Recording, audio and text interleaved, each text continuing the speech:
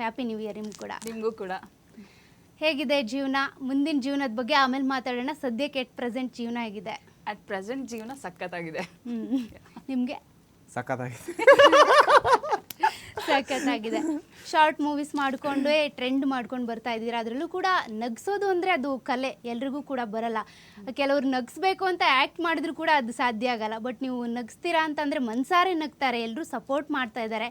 ಹೇಗಿದೆ ನಿಮ್ಮ ರೋಲಿಂದ ಇಷ್ಟೊಂದು ಫೇಮಸ್ ಆಗಿರೋದಕ್ಕೆ ಏನು ಅನಿಸ್ತಾ ಇದೆ ಗೌರವ್ ಅವರೇ? ಖುಷಿ ಆಗ್ತಾ ಇದೆ.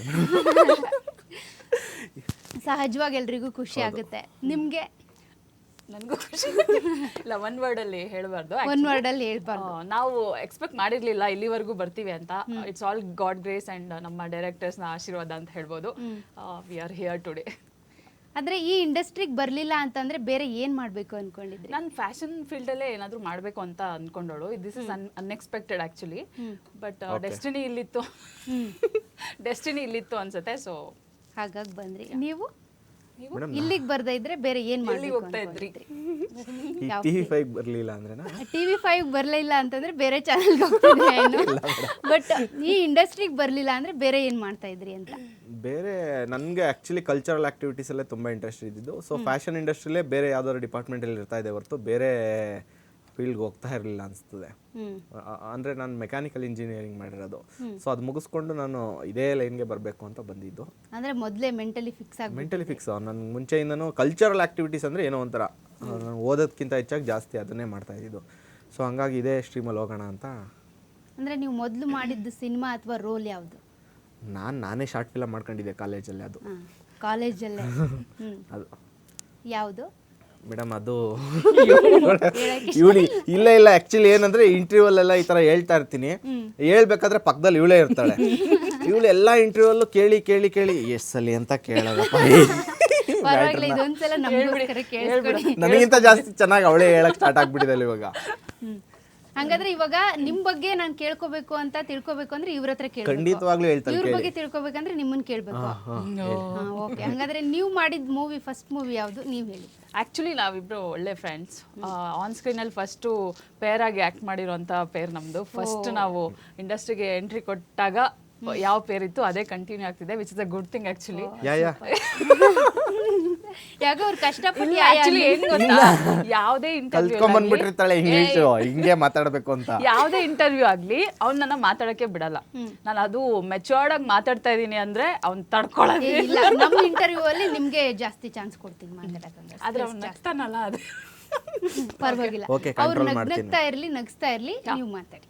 ಓಕೆ, ಅದೇ ಹೇಳಿದ್ನಲ್ಲ, ಅಷ್ಟೇ. ಇವಾಗ ಇವ್ರು ಮಾಡಿದ ಶಾರ್ಟ್ ಮೂವಿ ಫಸ್ಟ್ ಯಾವ್ದು? ಫಸ್ಟ್ ಅಮೃತಾಂಜನಿಂದನೇ ನಾವಿಬ್ರು. ಕಾಲೇಜಲ್ಲಿ ಮಾಡಿದ್ದು 1947. ಯಾವ್ದೋ ಒಂದು ಗೊತ್ತಾಗದೇ ಇರೋದಿದೆ.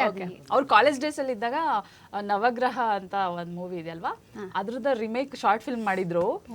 ಅದ್ರಲ್ಲಿ ಅಂಬಾರಿ ಕದಿಯಕ್ ಹೋಗ್ತಾರೆ, ಇವನ್ ಡೈಲಾಗ್ ಇದು. ಇವರು ಅದ್ರಲ್ಲಿ ಕಾಲೇಜಲ್ಲಿ ಕ್ವೆಶನ್ ಪೇಪರ್ ಕದಿಯಕ್ ಹೋಗ್ತಾರೆ. ಸೊ ಎಲ್ರಿಗೂ ಗೊತ್ತು ಆಕ್ಚುಲಿ, ಅದು ಎಲ್ಲಾ ಇಂಟರ್ವ್ಯೂ ಹೇಳ್ಬಿಟ್ಟಿದಾರೆ ಅವರು. ಸೊ ಆತರ ಅವ್ರು ಅವಾಗಿಂದಾನೇ ಕಲೆ ಅನ್ನೋದು ಅವ್ರ ಬ್ಲಡ್ ಅಲ್ಲೇ. ಕಲೆ ಅನ್ನೋದು ಅಂತಲ್ಲ, ಏನ್ ಮಾಡ್ಬೇಕು ಈ ತರ ಒಂದು ಆಕ್ಟಿಂಗ್ ಫೀಲ್ಡ್ ಅಲ್ಲಿ, ಕ್ರಿಯೇಟಿವ್ ಫೀಲ್ಡ್ ಅಲ್ಲಿ ಬರ್ಬೇಕು ಅನ್ನೋದೊಂದು ಆಸೆ ಇತ್ತು. ಇಂಥವ್ರ ಜೊತೆ ನನಗೆ ಸ್ಕ್ರೀನ್ ಸ್ಪೇಸ್ ಸಿಕ್ಕಿದ್ದು ತುಂಬಾ ಅದೃಷ್ಟ ಅನ್ಕೋತೀರಾ. ಇನ್ನು ಹೊಸ ವರ್ಷಕ್ಕೆ ಅಂತ ಬರೋದಾದ್ರೆ, ಈಗ ನೀವು ಬೆಂಗಳೂರಲ್ಲಿ ಇದ್ದಾಗ ನಿಮ್ಮ ಪಾರ್ಟಿ ಅಥವಾ ಸೆಲೆಬ್ರೇಷನ್ ಹೆಂಗಿರುತ್ತೆ, ನಿಮ್ಮ ಊರಲ್ಲಿ ಇದ್ದಾಗ ಹೆಂಗಿರುತ್ತೆ?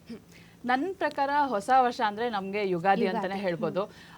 But perhaps it's a calendar new year, ಎಲ್ಲರೂ ಸೆಲೆಬ್ರೇಟ್ ಮಾಡ್ತಾರೆ. ಸೊ ನಾನು ವಿಶ್ ಮಾಡಲ್ಲ ಅಂತಲ್ಲ, ಎಲ್ರಿಗೂ ನಾನು ವಿಶ್ ಮಾಡ್ತೀನಿ. ಆ್ಯಂಡ್ ನಮ್ಮ ಸೆಲೆಬ್ರೇಷನ್ ಹೆಂಗಿರುತ್ತೆ ಅಂದರೆ, ನನ್ನ ಫ್ರೆಂಡ್ಸ್ ಎಲ್ಲ ಏನು ಪ್ಲಾನ್ ಮಾಡ್ತಾರೆ ಅಲ್ಲಿ just go with a flow ಅಂತ ಹೇಳ್ಬೋದು. ಸೊ ಹಂಗಿರುತ್ತೆ ನಿಮ್ಮ ಸೆಲೆಬ್ರೇಷನ್. ಮೇಡಮ್ ಮಾಮೂಲಿ ಹುಡುಗರು ಎಲ್ಲ ಫ್ರೆಂಡ್ಸ್ಗಳು ಸುತ್ತಮುತ್ತ ಇರ್ತಾರಲ್ಲ. ಏನಿಲ್ಲ ಆ್ಯಕ್ಚುಲಿ ನಾನು ತಿಪ್ಟ್ರಲ್ಲಿ ಓದಿದ್ದು. ಸೊ ನಾನು ಎವ್ರಿ ನ್ಯೂ ಇಯರ್ ಅಲ್ಲೇ ಮಾಡೋದು. ಒಂದು 8 ಇಯರ್ಸಿಂದ ಅಲ್ಲೇ ಮಾಡ್ತಾ ಇರೋದು. ಇವಾಗಲೂ ಅಲ್ಲೇ ಹೋಗ್ಬಿಡ್ತೀನಿ. ಕರೆಕ್ಟಾಗಿ 31st ಹೋಗ್ಬಿಡ್ತೀನಿ. ಒಂದು 2 ದಿನ ಇದ್ಬಿಟ್ಟು ಆರಾಮಾಗಿ ಅಲ್ಲಿ ನನಗೆ ಇಷ್ಟ ಆಗುವಂಥ ಜನಗಳಿಗೆ ಕೊಡ್ತೀನಿ. ಆರಾಮಾಗಿ ಇದ್ಬಿಟ್ಟು ಟೈಮ್ ಸ್ಪೆಂಡ್ ಮಾಡಿಬಿಟ್ಟು ಅಲ್ಲಿ ನ್ಯೂ ಇಯರ್ ಯಾವ ಥರ ಆಚರಿಸ್ತಾರೆ. ಸೊ ಈಗ ಅಂದರೆ ಹೊರಗಡೆ ಪಬ್ಲಿಕ್ ಇರೋ ಕಡೆ ಹೋಗಲ್ಲ. ಸೊ ಒಂದು ತೋಟದ ಹತ್ರನೋ ಅಥವಾ ಮನೆ ಹತ್ರನೋ ಮಾಡಿ ನಾವೇ ಸೆಲೆಬ್ರೇಟ್ ಮಾಡ್ಕೊಂಡು ಖುಷಿ ಪಡ್ತೀವಿ. ಹಾಗೆ ಒಟ್ಟು ಸಿಟಿಯಿಂದ ಹೊರಗೆ ಹೋಗ್ಬೇಕು. ಹೊರಗಡೆ ಹೋಗ್ತೀವಿ. ಓಕೆ, ಇವಾಗ ನೀವು ಕೆಲ್ಸಕ್ಕೆ ಹೋಗ್ತೀರಾ ಅಂದರೆ ಅಥವಾ ಯಾವುದೋ ಒಂದು ಶೂಟಿಂಗ್ ಹೋಗ್ತೀರಾ ಅಂದರೆ, ಹೋಗೋದಕ್ಕೂ ಮುಂಚೆ ಯಾವ ಒಂದು ರಿಚುವಲ್ ಮಾಡ್ತೀರಾ ಅಂತ? ಒಂದು ಪೂಜೆ ಪುನಸ್ಕಾರ ಇರ್ಬೋದು ಅಥವಾ ಹಾಗೆ?